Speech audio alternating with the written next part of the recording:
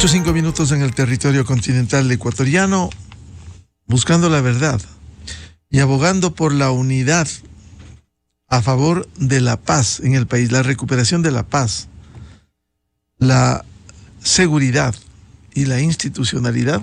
Seguiremos invocando esto a fin de estar todos unidos y respaldando, por cierto, en esta situación, la tarea que ha emprendido el presidente de la República, Fuerzas Armadas y Policía Nacional, cuando se ha reconocido mediante decreto el 111 la existencia de un conflicto armado interno, el establecimiento de organizaciones terroristas y la actuación de Fuerzas Armadas, estableciendo como objetivo militar a estos sectores. En esas condiciones, uno de los problemas que tiene el gobierno, por cierto, es cómo enfrentar esta situación prioritaria para generar seguridad y paz a los ecuatorianos, al sector productivo, a los ciudadanos en general. El gobierno, frente a estas circunstancias, anoche, cerca de la medianoche, presentó el tercer proyecto urgente en materia económica, denominado Ley Orgánica para enfrentar el conflicto armado interno, la crisis social y económica. Parte de ello implica el incremento del IVA, el incremento del IVA del 12 al 15% en el país. Esto va a tener un efecto, es indudable. Si fuese esos recursos solo para la necesidad de enfrentar el conflicto armado interno, sería importante, no con observaciones que voy a plantear a mis siguientes invitados, al menos dos. El uno, exigir al gobierno, al Estado, que por favor respete, sea austero, que exija calidad del gasto en todos los sectores, deje del dispendio en donde no se debe gastar recursos que vienen del pago de impuestos. Y por otro lado, el gobierno está obligado a enfrentar el tema de los subsidios. Venimos hablando tanto tiempo de esto y no ha habido poder humano. Aquí se intentó, en algún momento en el gobierno de Lenín Moreno, se hizo un proceso de escala paulatina de incremento de los precios de los combustibles. Algún momento el gobierno tiene que de turno, tiene que perder el miedo a quienes emblemáticamente, como han sido dirigentes indígenas, hay que decirlo, se han opuesto a esto, a sabiendas de que esto beneficia a quienes tienen más recursos, el pagar combustibles a precio real, precio internacional, focalizando en defensa de los pobres, los sectores más vulnerables, como el transporte público. Eso habrá que hacer en algún momento, perder el miedo para enfrentar hoy en condiciones extraordinarias debido a la existencia de un conflicto armado interno. Con estos antecedentes quiero dar la cordial bienvenida a nuestros invitados, la economista Gabriela Uquillas, directora del Comité Empresarial Ecuatoriano, Javier Rosero, vicepresidente ejecutivo de FEDEXPOR, y el ingeniero Rodrigo Gómez de la Torre, dirigente del sector de la agricultura, expresidente, exdirectivo de los gremios. Bienvenida, bienvenidos. Quisiera empezar con este tema que anoche ha planteado el gobierno. ¿Qué piensa Gabriel Uquillas respecto de este nuevo proyecto urgente en materia económica, la Ley Orgánica para enfrentar el conflicto armado, la crisis social y económica, que implica la propuesta de aumento del 12 al 15% del IVA? Muy buen día, Gabriel. Muy buenos días a todos los que nos ven, nos escuchan. Gracias por recibirnos en este medio. Un saludo también a quienes me acompañan en este panel, a Rodrigo y a Javier. Un gusto compartir con ellos. Solo una aclaración, yo no soy economista, soy abogada, entonces para que nadie me cuestione luego el título. Desde el sector empresarial hemos recibido con sorpresa el anuncio que se ha dado el día de ayer. No conocíamos que venía una medida de esa naturaleza. Sí teníamos ya muy claro que debía llegar una medida económica. Nos lo había adelantado ciertos personeros de gobierno. Teníamos una situación económica identificada como de gran gravedad. y necesitamos medidas urgentes cuando además se han suscitado situaciones lamentables que nos ponen al pie prácticamente de una guerra interna. Y para combatir la guerra, y ahí tomo las palabras del presidente de la República, para combatir una guerra es caro y es bastante caro, entonces necesita mucho dinero.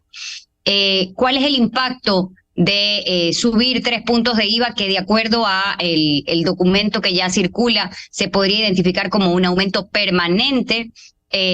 Lo tenemos que identificar ya casa adentro entre los gremios. Recordemos que el Comité Empresarial aglutina 150 gremios de la producción. Y ya estamos en un proceso de análisis para poder hacer un pronunciamiento general, contundente y común entre todos los gremios. Sin perjuicio de ello, sí debemos mencionar que el análisis se va a realizar con absoluta objetividad, partiendo del conocimiento de las amplias necesidades que tiene el gobierno nacional, sin perjuicio de analizar también que no es una única opción, que hay más variables, que no solamente se puede requerir que los recursos salgan del sector privado, sino que también el sector público necesita hacer muchos cambios, muchos recortes, aplicar muchos cuidados, por ejemplo, en lo que es compras públicas, para que los recursos del Estado, que hoy serían mayores si se viabiliza este aumento en el impuesto al valor agregado, no vayan a saco roto, sino que ayuden realmente a combatir los graves problemas estructurales que posee el país.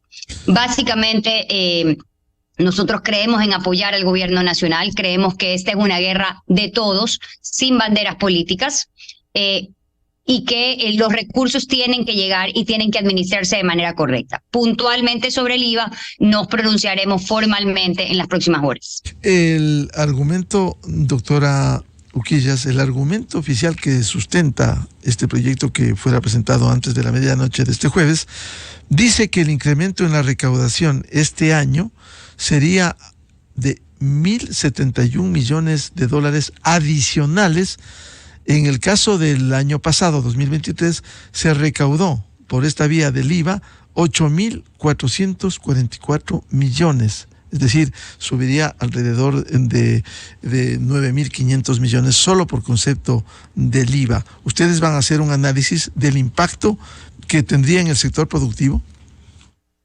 Por supuesto. Finalmente el IVA es un impuesto que lo pagamos absolutamente todos con cada compra, con cada servicio que recibimos y que se encuentra grabado. Entonces, la afectación sin duda va a ser a la generalidad de la ciudadanía. Aquí habría un impacto importante, son 3 puntos y un monto amplio de recaudación. Los economistas lo podrán decir mejor que yo, ese es un cálculo bastante lineal, con seguridad el que se hace como proyección. Habría que ver también cómo despuntan las ventas. Las ventas han tenido una afectación en los últimos meses, producto de los problemas con la energía eléctrica, los problemas de inseguridad, una serie de factores que hacen que las ventas no sean constantes y peor aún no aumenten como uno quisiera, y al aumentar las ventas con seguridad aumentaría la recaudación de IVA. Entonces habría que ver si este aumento no afecta también el volumen de ventas que se genere y se lograría llegar a ese monto que plantea el gobierno nacional. Entendemos que las necesidades son bastante amplias, pero hay que identificar cuál es el mejor mecanismo para obtenerlas. Y por eso reitero, estamos ya en un profundo análisis de la medida para poderle dar a conocer a la ciudadanía de manera formal cuál es el pronunciamiento y la posición del Comité Empresarial Ecuatoriano y sus 150 miembros una vez que lo hayamos definido. Bienvenido en estudios al señor vicepresidente ejecutivo de FedExport, Javier Rosero. ¿Cuál sería su opinión respecto de este proyecto urgente en materia económica, la ley orgánica para enfrentar el conflicto armado interno, la crisis social y económica como se define? Hemos hablado con la directora del Comité Empresarial Ecuatoriano este primer tema del aumento del 12 al 15% del IVA. Quisiera aportar, más allá de la versión oficial de sustento de este proyecto de 1.077 millones de dólares de aumento del 12 al 15%. Hay otras versiones desde el sector privado. Esta mañana nos ilustraba Napoleón Santamaría, abogado tributarista, que cada punto del IVA generaría 675 millones de dólares de recaudación nacional si aprobaría la Asamblea Nacional. ¿Qué piensa de esta propuesta, Javier Rosero? Muy buen día. Muy buen día, Miguel. Es un gusto compartir con usted, con nuestros compañeros en panel y por supuesto con la audiencia. Lo importante dentro de esto es valorar los esfuerzos que ha tomado inicialmente el presidente en torno a contrarrestar de manera contundente los problemas de inseguridad que le aquejan en este momento al país. Este es un punto crucial que nos une a todos como sociedad. Indiscutiblemente, esto va a requerir de algunos esfuerzos adicionales y en la mañana de hoy el presidente ya ha tomado una decisión. Nos parece a nosotros que ante las circunstancias excepcionales hay que respaldarlo, pero al mismo tiempo, y tomo las palabras de su introducción, es fundamental, es crucial que en este momento el gobierno también profundice con mucha seriedad los esfuerzos que se requieren para recomponer la situación de la sostenibilidad en torno a la reducción del gasto fiscal. Este gasto de calidad que lo venimos planteando no ahora, no porque hay una decisión en torno al IVA, sino que lo hemos venido planteando permanentemente desde el sector privado empresarial, en donde tenemos que revisar indiscutiblemente esta focalización de subsidios, tenemos que atacar fuertemente a la informalidad. No es posible que la base de recaudación recaiga siempre sobre los mismos contribuyentes. Nosotros hace poco, Miguel, venimos de una medida, o por lo menos desde el sector exportador junto con otros sectores productivos, de una autorretención que de por sí ya generaba un golpe adicional que supera los $1,000 millones en materia de liquidez. Y si bien ahora esto tendrá un enfoque para poder contrarrestar el problema de inseguridad, sí nos parece que es un momento en el que la reorganización y la reingeniería que se requiere en materia fiscal del gobierno tiene que llegar. Esto al mismo tiempo debe sentar las bases de la competitividad que se requiere en el sector exportador, y me voy a explicar por qué. Si bien es cierto, hoy hemos visto y en este mismo espacio se ha anunciado cómo muchos negocios han tenido que cerrar lamentablemente por las condiciones de inseguridad.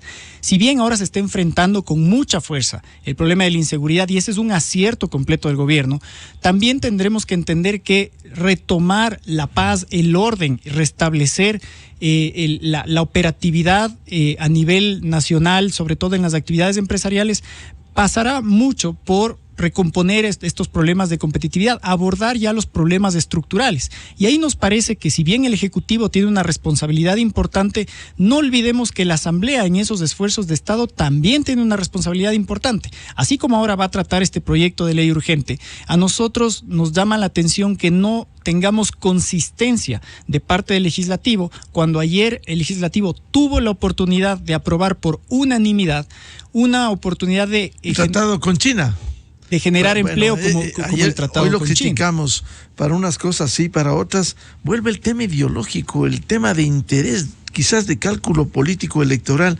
¿Por qué no aprobar el tratado con China? Y efectivamente, así como la inseguridad, o más bien el combate a la inseguridad, se tiene que convertir en una política de Estado, es decir, esto no puede a suscribirse específicamente a un gobierno, lo propio tiene que ocurrir con la política comercial.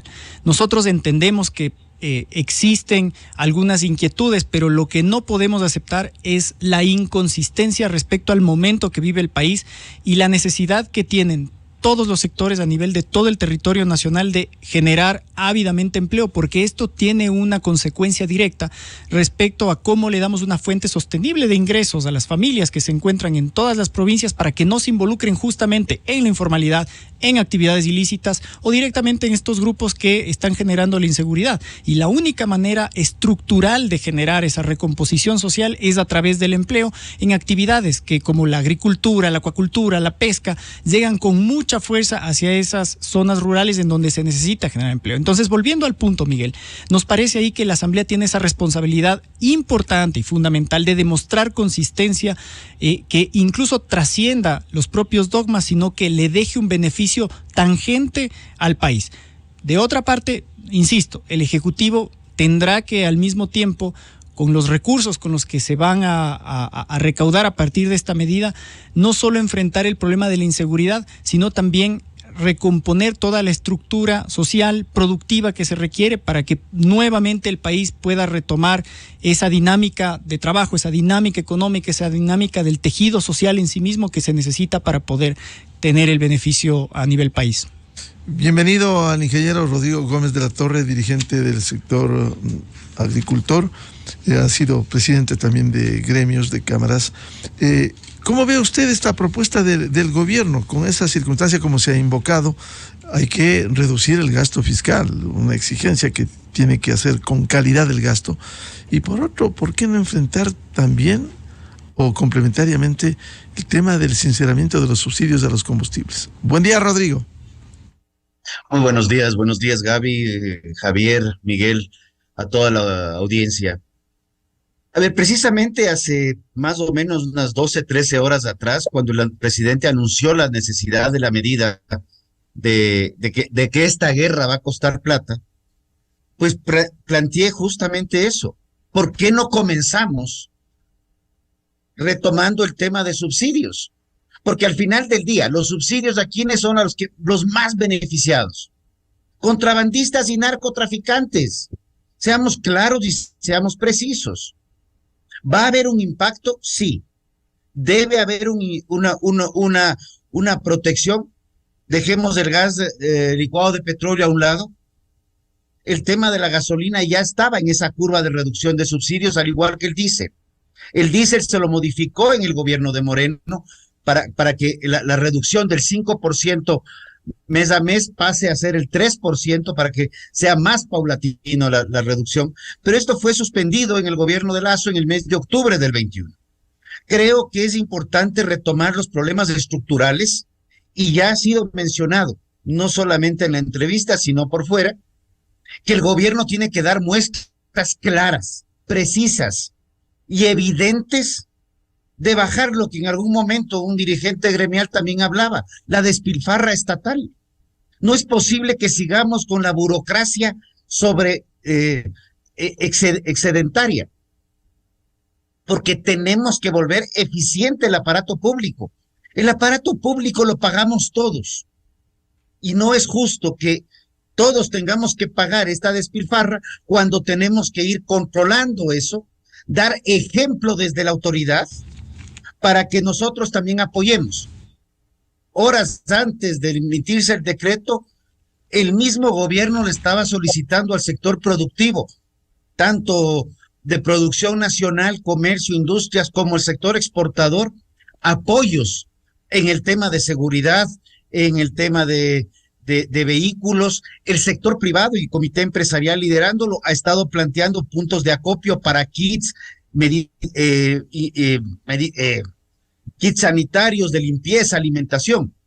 O sea, el sector privado quiere trabajar, quiere que le dejen trabajar, pero el sector público tiene que dar ejemplo del otro lado.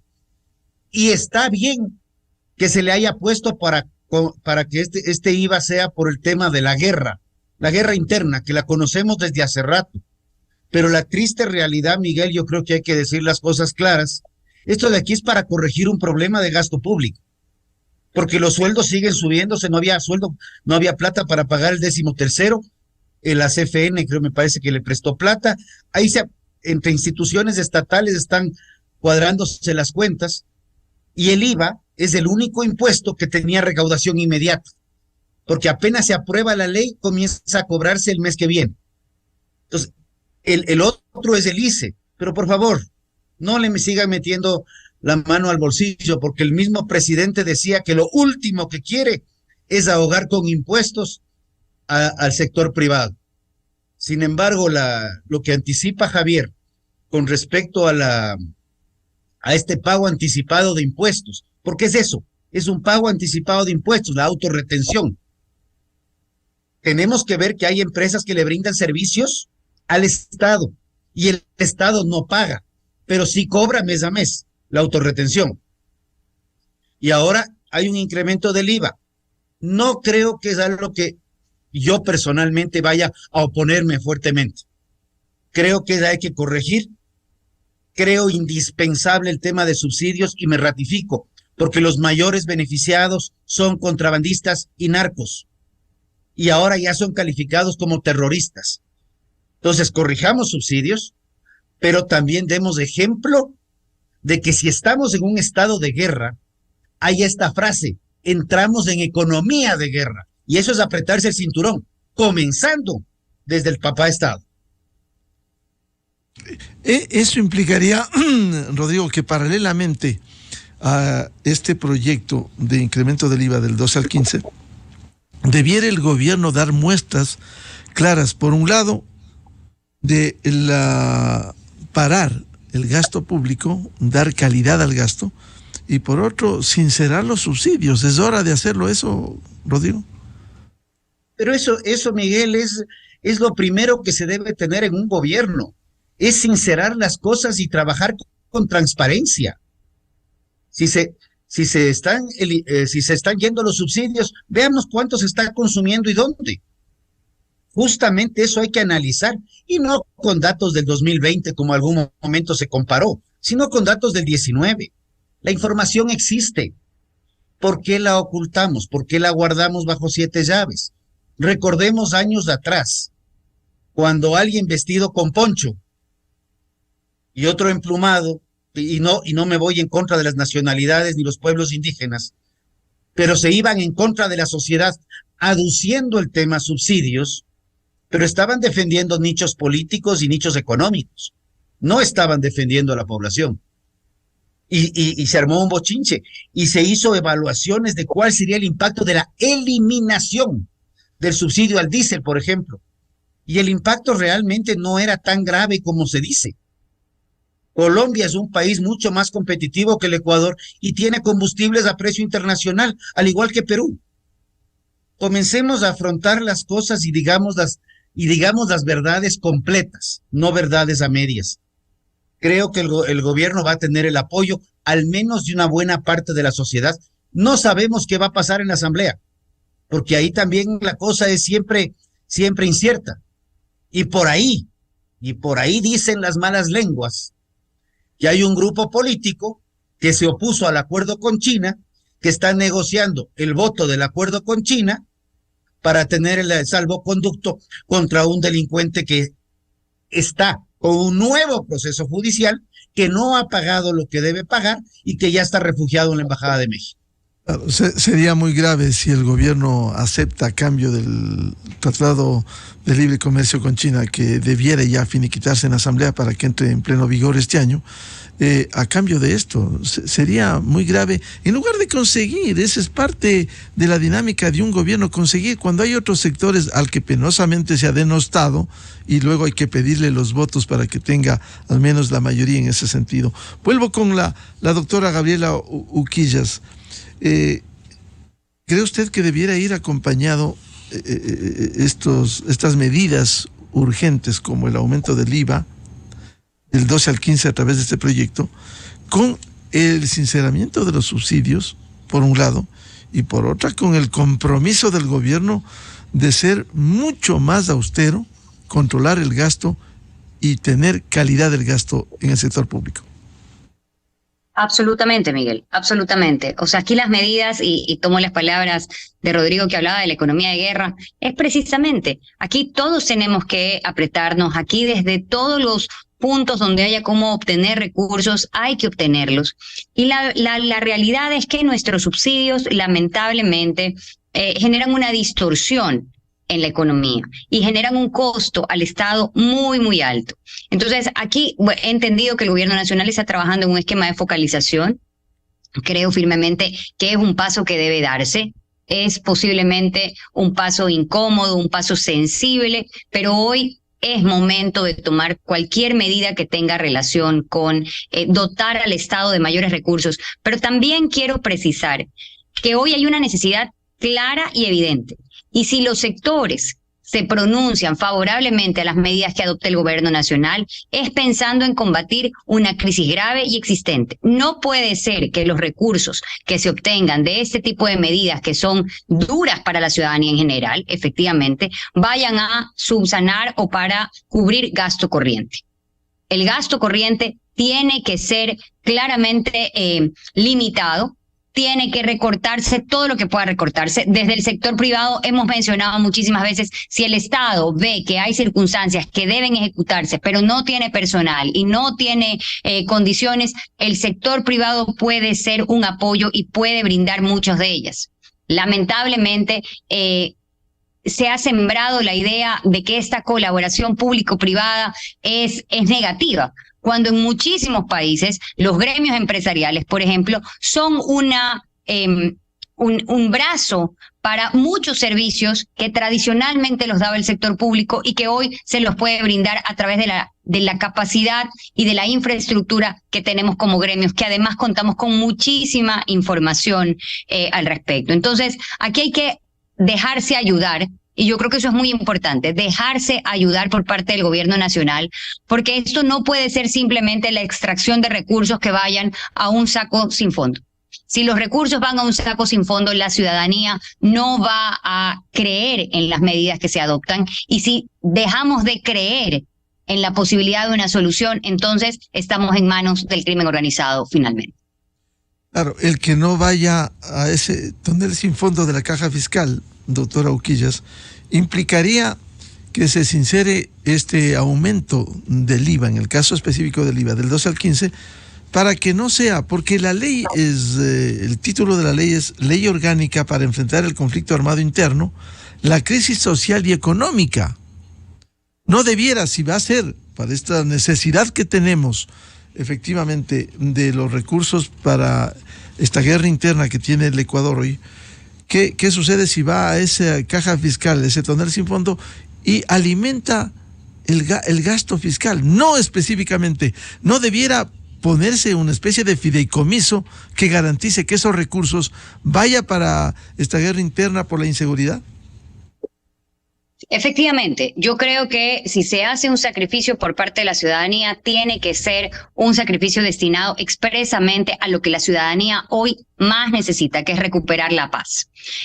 Lamentablemente también tenemos experiencias en el pasado de cobros que se realizaron con un destino específico y lamentablemente se utilizaron para cualquier cosa menos para ese fin específico, y todo eso abunda y suma y son los causantes del gran y negativo resultado que vivimos hoy como sociedad y como país.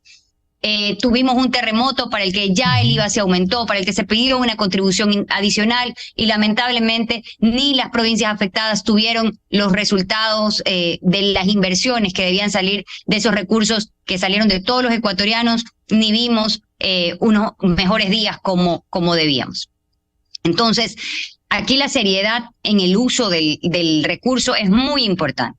Y aquí hay que comenzar a dar señas inmediatas. Seguimos sin ver un recorte en el sector público. Y no hablamos de recorte de 2 o 3 funcionarios por institución. Eso no es lo que necesitamos. Necesitamos hacer un análisis real de todas las instituciones que tiene el Estado. ¿Cuáles sirven y cuáles no sirven? ¿Cuáles generan acciones duplicadas? ¿Cuáles son imprescindibles? Porque muchas de ellas pueden ser válidas, interesantes, pero no son indispensables. Y hoy estamos en economía de guerra y solo debemos quedarnos con lo indispensable. Entonces hay que hacer un ajuste también interno en este superestado que tenemos, lleno de funcionarios, lleno de recursos. También debemos aprender a utilizar mejor los recursos. Yo creo firmemente en la comunicación, pero no puede ser que destinemos gran cantidad de recursos por un ministerio o por una Secretaría de Estado o por una institución en hacer campañas publicitarias o gestiones de publicidad. Aquí tenemos que ajustarnos todos, no solamente la solución va a salir de recursos del sector privado, y de esta forma la ciudadanía va a ver realmente un trabajo conjunto y va a querer sumarse. Yo debo destacar, Rodrigo ya lo comentó previamente, pero nosotros como comité empresarial hemos iniciado esta campaña de apoyo a nuestras Fuerzas Armadas. Y es que no podemos pensar que un policía que se juega la vida no tiene la provisión de un repelente, de un bloqueador solar, de un colchón para descansar, de una cobija para cubrirse. Entonces aquí debemos destinar los recursos realmente para lo que necesitamos, y una de esas fuentes principales es dotar a nuestras fuerzas del orden de absolutamente todo lo que necesitan para que puedan brindarnos todo su contingente en esta guerra interna que estamos viviendo. Muy importante, y lo hemos resaltado, esto que ha emprendido el Comité Empresarial Ecuatoriano, esta ayuda para quienes necesitan. Si están jugándose la vida en este combate, en esta guerra interna, como son militares y policías, lo cual es muy loable, y vamos a hablar más adelante. Vuelvo con el señor vicepresidente de la Federación de Exportadores, FEDEXPOR, Javier Rosero. ¿Qué debiera hacerse con estos recursos? De aprobarse en el escenario que se apruebe en la Asamblea Nacional el incremento del IVA del 12 al 15, debiera ir a la caja fiscal sin beneficio de inventario para llenar ese hueco que tiene, ese enorme déficit, o simplemente ir a lo específico para enfrentar el conflicto armado interno como una especie, decía, de fideicomiso? Aquí hay dos elementos importantes, Miguel, en torno a su pregunta, y creo que en el primer bloque hemos coincidido en lo positivo, lo necesario, lo urgente que significa el restablecimiento del orden en el país y el combate contundente a la inseguridad. Naturalmente, estas circunstancias excepcionales, como lo habíamos comentado hace un momento, han llevado al presidente a tomar esta decisión, por lo cual nos parece natural que estos recursos se destinen específicamente a esta lógica del restablecimiento del orden, pero yo sí quisiera agregar un elemento adicional, que más allá de esta medida en particular económica, creo que debería mantenerse esta línea de conducta a lo largo de todas las medidas que pueden venir en adelante, y también hacer una crítica constructiva, propositiva respecto a lo que se hizo hace poco. Y de hecho puedo dar un ejemplo alrededor de lo que se hizo en la ley denominada No Más Apagones, en donde se terminó haciendo un contrasentido de política de competitividad. El segundo elemento que siempre tiene que estar sobre la mesa es cómo reactivamos el empleo, porque finalmente el problema estructural dentro de esto es generar las condiciones y el entorno no solo de confianza, sino el entorno de competitividad adecuado, como para que una vez que restablezcamos el orden, sea la iniciativa privada, la iniciativa ciudadana que se torna en empresarial, en recomponer estas estructuras ya no solo económicas, sino también sociales a través del empleo. Como decía hace un momento, en dar la oportunidad a quienes la necesitan, en este momento de poder ingresar al circuito formal de la economía. Y por lo tanto, sobre esa base, ahí me parece que hemos coincidido también entre todos quienes estamos conversando en este momento en la necesidad de, sí, hacer un esfuerzo fiscal en el gasto. Gabriela mencionaba con mucho acierto que por sobre todo es necesario priorizar en este momento. Y esa priorización de gastos pasa por esta reingeniería respecto hacia dónde están los gastos, pero además que esto no signifique un desmedro o un deterioro en los servicios que se generan a nivel del sector público. En el caso particular del sector productivo, hay muchas agencias que son, digamos, dependencias en las cuales el sector privado necesita tramitar algunos de los documentos, de los procesos de control para poder seguir operando normalmente, y esto es algo que hemos venido viendo con mucho deterioro en los últimos años. Entonces, el desafío real de la priorización del gasto implica, por supuesto, reducir la grasa en materia fiscal y al mismo tiempo efectivizar, optimizar los servicios que se tienen que dar tanto a la ciudadanía, estamos hablando salud, educación, por ejemplo, obviamente seguridad, que es la prioridad ahora, pero al mismo tiempo todos aquellos que van a permitir facilitar los entornos de los negocios, las inversiones para poder reactivar la economía desde el punto de vista formal. Un elemento que no quería dejar pasar, Miguel, es que mucho se ha hablado incluso en esta misma estación de radio de lo importante que implica la estabilidad al nivel de retomar la paz social y el orden para la dolarización misma. Y a nosotros nos parece que aquí hay dos elementos fundamentales que abordar. El primero, la dolarización se tiene que entender como un sinónimo de responsabilidad y disciplina en materia fiscal, porque es evidente que así como todos concordamos en la lucha ahora contra los grupos de delincuencia organizada, también concordamos en que queremos mantener un sistema económico base sobre el cual poder desenvolver nuestras actividades, y eso implica mucha disciplina en materia fiscal, pero al mismo tiempo eso también significa seguir generando el músculo productivo suficiente como para generar la cantidad de dólares que se necesita y poder seguir discutiendo cómo encontramos un modelo de balance tanto en lo fiscal, en lo productivo, en lo monetario, en lo externo, que permita que, digamos, la economía pueda empezar a generar sus propias oportunidades para enfrentar estructuralmente este problema que nos convoca en este momento al tema. Por lo tanto, es fundamental que se aborde sobre las dos perspectivas. Sí, el tema de inseguridad, pero también sobre el tema de la recomposición productiva que necesita el país para ofrecer estas oportunidades, porque caso contrario vamos a tener un problema permanente de seguir persiguiendo delincuentes con quienes, además desde sus etapas infantiles más básicas, no logran encontrar una oportunidad para poder insertarse en el circuito formal. Claro, ese es el tema de fondo estructural.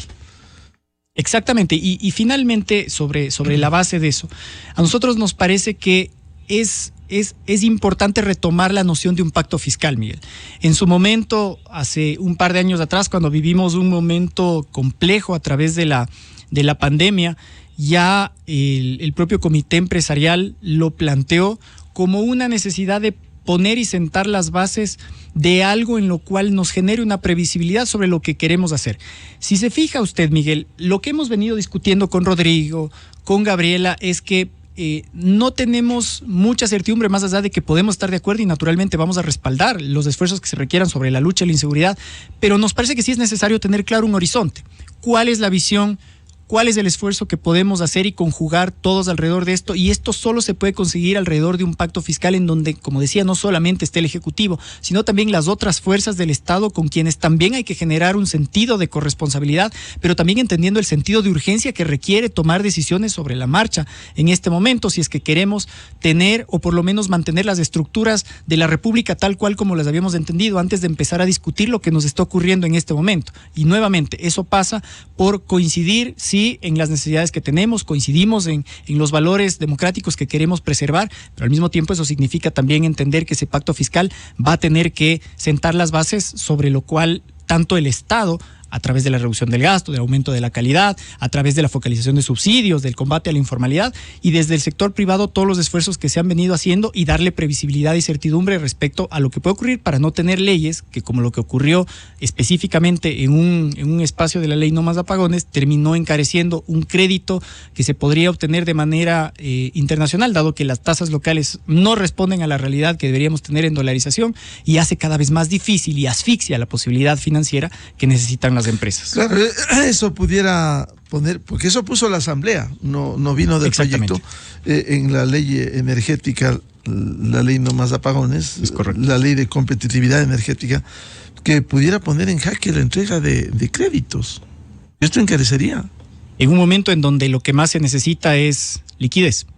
Entonces, de vuelta, todos estos conceptos sobre los cuales se tiene que circunscribir la dinámica del Ejecutivo, la dinámica de la Asamblea, la dinámica del propio sector productivo, y que además pueda generar esta certidumbre por lo menos en el mediano y largo plazo, entendiendo que en el corto plazo todos nos hemos unido en torno a un objetivo común, que es restablecer el orden. Entonces, el pacto fiscal va de la mano indudablemente con la visión y la medida de poder contrarrestar el problema que tenemos en común en este momento.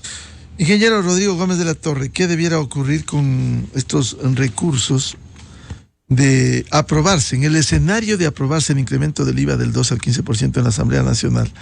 ¿No debiera preservarse y que no vaya a ese tonel sin fondo de la caja fiscal para cubrir el déficit, gastos, y seguir en la misma dinámica? Javier Rosero hablaba del pacto fiscal. ¿Cómo lograr preservar que esos recursos, si se quiere enfrentar el conflicto armado interno, vaya para lo mismo? A ver, Miguel, yo creo que voy a retomar dos temas. Yo creo que es fundamental entender que la estabilidad fiscal va a dar estabilidad a la estructura nacional, ¿ya?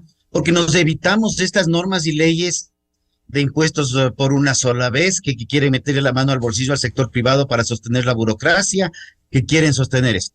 La estabilidad fiscal es fundamental para la estabilidad del país y nos dejamos de emergencias puntuales. Seguro habrá uno que otro que le encanta la emergencia puntual porque de ahí lucra. Eso también hay que dejarlo en claro.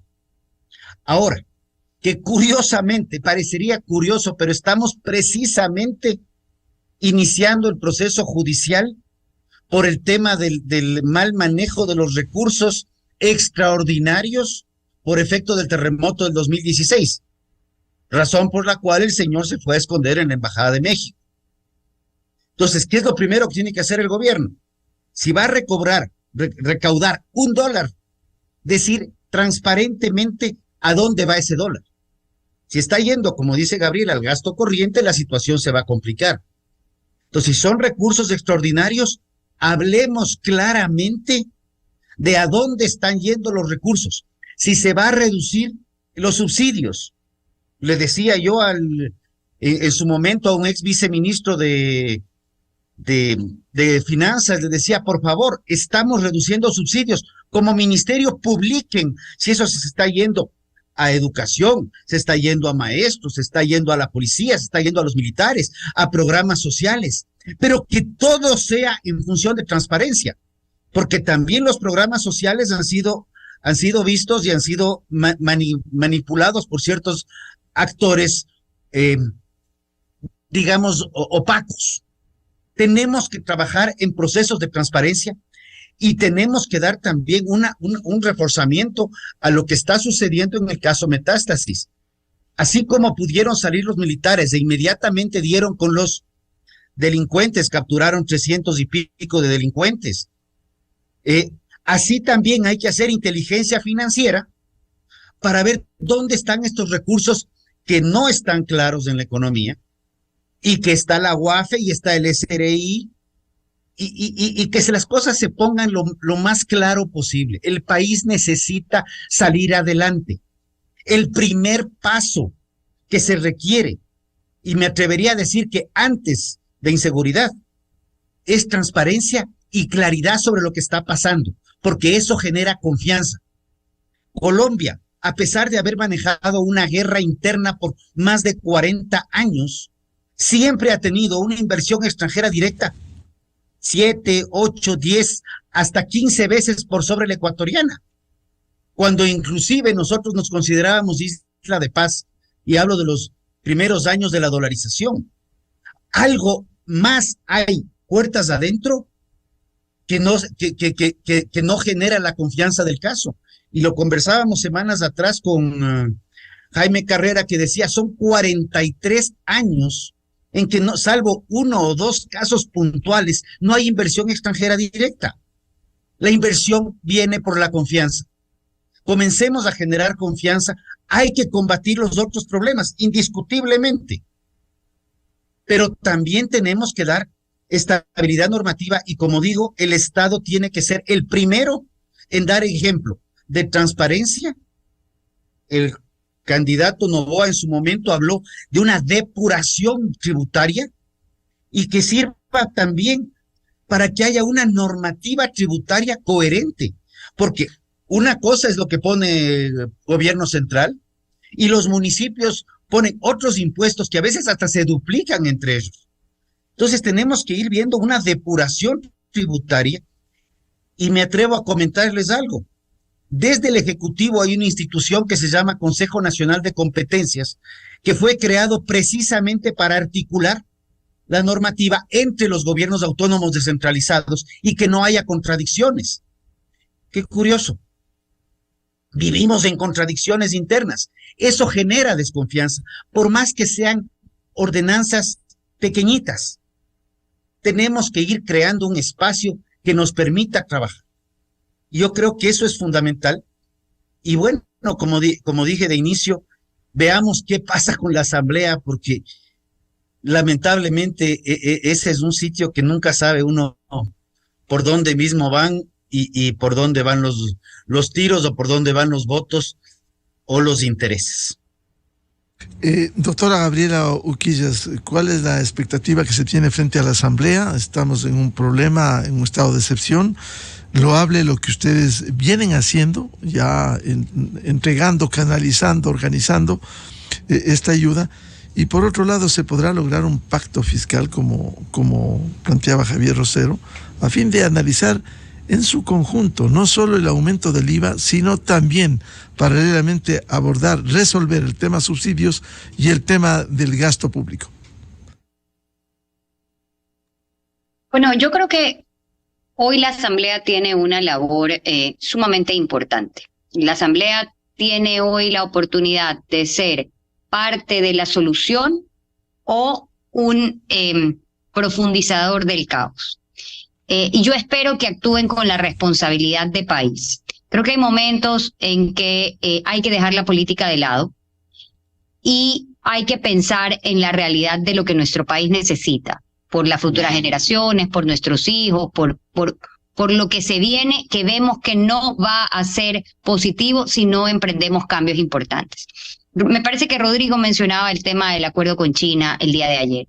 Identificar que algo tan importante para el país, para las oportunidades del país, se negocia como una moneda de cambio o se utiliza para presiones políticas, es realmente decepcionante. Y yo espero y quiero pensar que no es así, que hay un análisis profundo, que vamos a llegar a una conclusión conforme lo que el acuerdo puede representar para nuestro país, que nosotros desde el Comité Empresarial Ecuatoriano creemos que es ampliamente positivo, que tener un acuerdo comercial con nuestro principal socio comercial al día de hoy es primordial y que no podemos dejar que una vez más se nos pase el tren como se nos pasó con Estados Unidos. Hay que hacer una serie de cambios y hay que hacer una serie de ajustes casa adentro.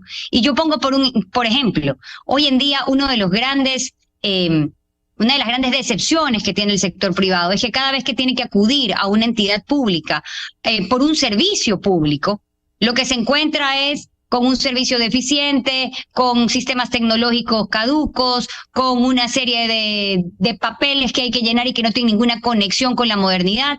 Y cuando uno le pregunta a la institución qué está pasando si yo pago por ese servicio y unas tasas que se pagan, te dicen, no, mira, es que las tasas van al presupuesto general del Estado y nunca regresan a mí.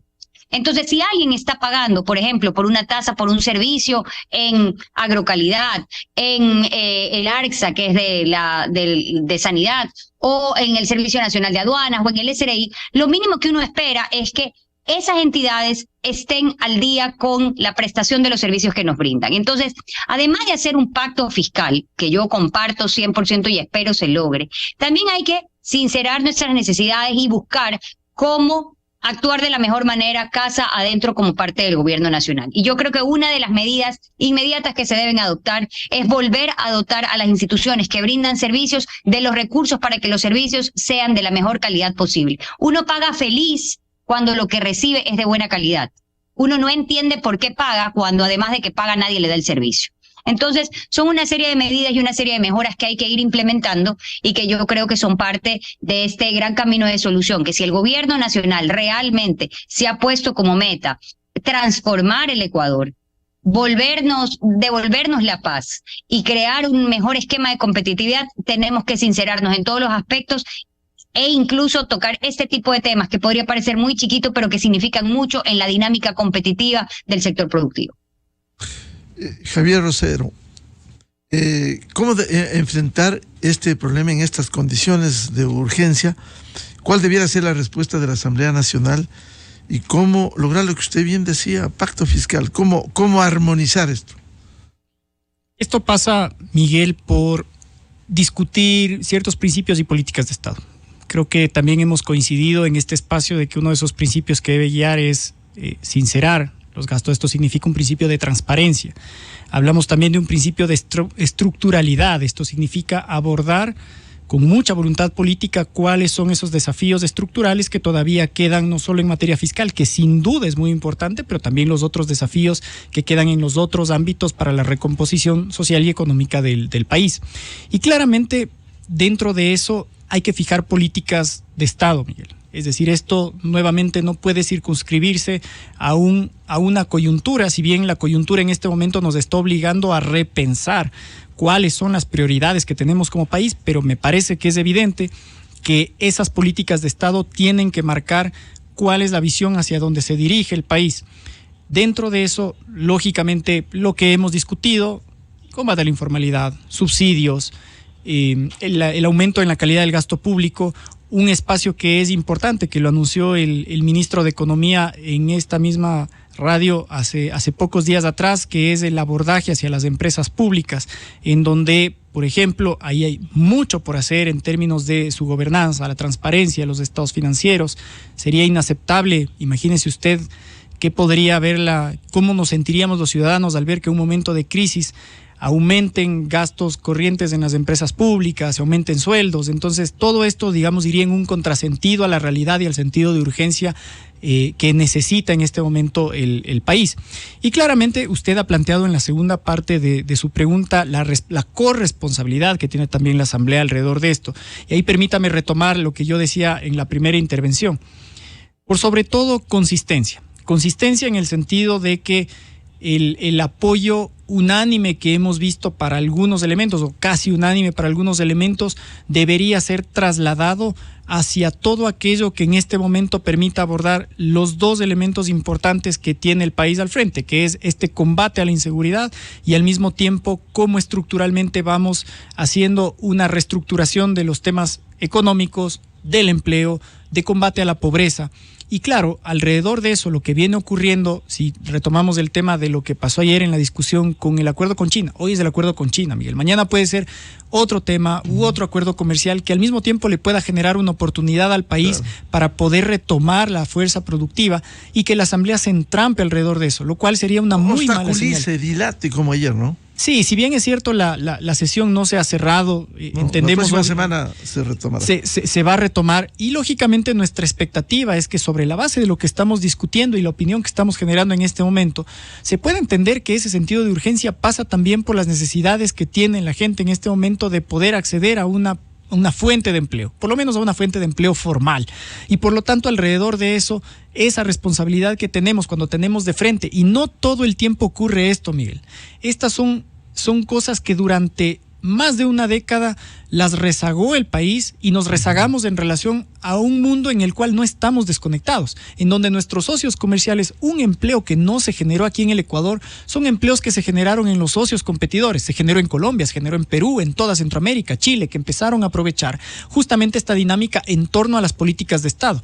Varias veces hemos conversado aquí con usted cómo dentro de lo que ocurre, por ejemplo, sin ir muy lejos, en el vecino Perú, cómo más allá de las volatilidades políticas que pueden tener, existen pilares alrededor de políticas de Estado en el ámbito económico. Hay institucionalidad. Hay una institucionalidad creada y justamente una de las cosas virtuosas que tiene el comercio exterior y particularmente los esfuerzos que se pueden hacer en materia de política comercial es cómo ir institucionalizando una línea de conducta que le permita al país dar esa previsibilidad en torno a lo que se hace con el resto del mundo. Tanto es así, Miguel, que una de las preguntas que anunció el viceministro de Gobierno, que se incluiría en la consulta popular, está justamente en volver a discutir cuál es la posibilidad que tenemos de revisar la Constitución en el artículo que está obstaculizando en este momento la atracción de inversión extranjera. Esto, por ejemplo, en otras ocasiones en la Asamblea Nacional ha sido nuevamente motivo de discusión cuando el resultado final, digamos, creo que todos vamos a coincidir en eso, el hecho de que venga un capital extranjero a invertir acá, la consecuencia que dejaría es al menos la creación de empleo, más todas las otras consecuencias positivas y virtuosas que puede tener. Pero si en este momento lo que más necesitamos es eso, me parece a mí lógico, sensato, que la Asamblea se pronuncie en ese sentido y vaya aunado, como decía usted, en esta lógica de cómo vamos articulando políticas de Estado que trasciendan las administraciones. Ingeniero Rodrigo Gómez de la Torre, ¿qué debe esperarse de la Asamblea Nacional en estas condiciones? Usted ya lo señaló, y es así, que no sea, en el caso del acuerdo con China o el tema del IVA, que no sea un condicionamiento impresentable, buscar impunidad, que es la agenda que tiene un sector político claramente identificado, en lugar de pensar en el país. Hoy vivimos una emergencia, un conflicto interno contra estos grupos terroristas. Por tanto, ¿qué debiera esperarse? A ver, Miguel, primero, ¿qué debiera esperarse de la Asamblea? Estoy perdiendo las dotes de Nostradamus. Nunca sabemos qué se espera de la Asamblea, sino hasta el momento de la votación. Pero sí quiero retomar dos temas. Uno, las agencias que emiten servicios a la ciudadanía y particularmente al sector productivo y al sector exportador. Cobran ciertas tasas. Por favor, esas tasas que se cobran por los servicios deberían quedarse en la agencia y no caer en el hoyo negro del Estado, el fondo estatal, porque eso es como que desaparecen esos recursos y luego ven que se les entrega. Y la autogestión de estas agencias es fundamental, sea para pesca o sea para agricultura y ganadería. Uno, y pecuaria. Dos, lo que menciona Javier, la previsibilidad es fundamental, la estabilidad normativa es fundamental. Previsibilidad genera confianza. La confianza genera inversión. Con la inversión generamos producción y de ahí recién comenzamos a generar empleo. Aquí creemos que el empleo se crea porque sale un decreto, porque sale una ley o un incremento de sueldos. La empleabilidad en el Ecuador sigue cada vez a la baja. Antes de pandemia el 38%, antes de la ley llamada de justicia laboral del 15, estábamos en el 49.6%. No hemos avanzado, seguimos retrocediendo y pospandemia estancados.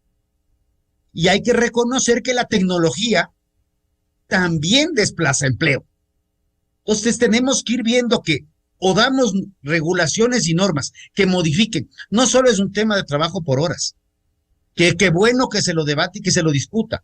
Hay un sinnúmero de temas en el código que tienen que ser revisados, pero ya es hora de que comencemos a darnos cuenta que las cosas no se van a solucionar por decreto, sino al revés, probablemente por una depuración normativa para tener tranquilidad y estabilidad sobre las reglas del juego.